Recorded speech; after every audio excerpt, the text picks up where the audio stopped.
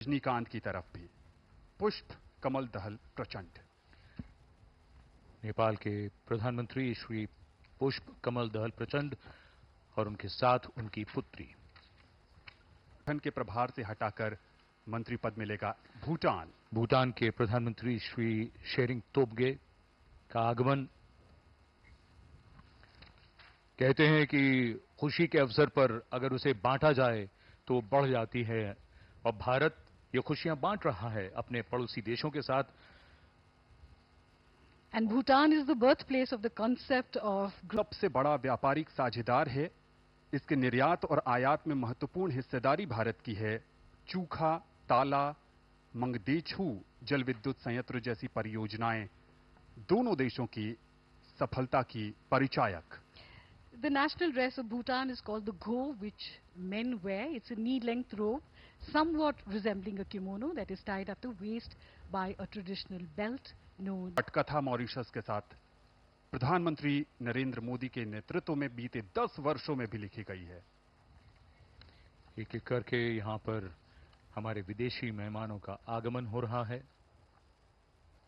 बांग्लादेश की राष्ट्रपति श्रीमती शेख हसीना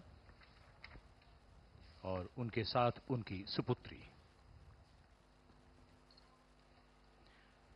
भारत के पड़ोसी और भारत के पड़ोसियों के साथ भारत के रिश्तों की एक नई उड़ान, नई ऊंचाई। India and Bangladesh share a deep bond of friendship and cooperation. India was one of the first countries to recognize Bangladesh and establish diplomatic relations immediately after its independence in December 1971.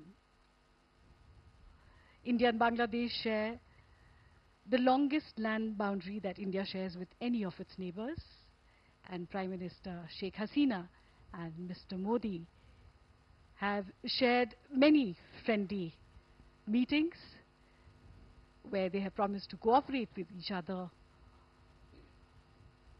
on various subjects.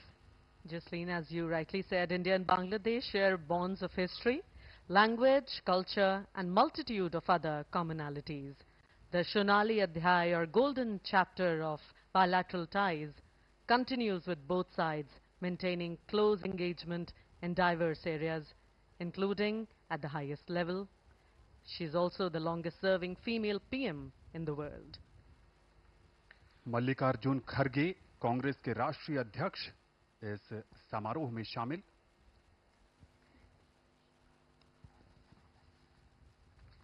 और बांग्लादेश की बात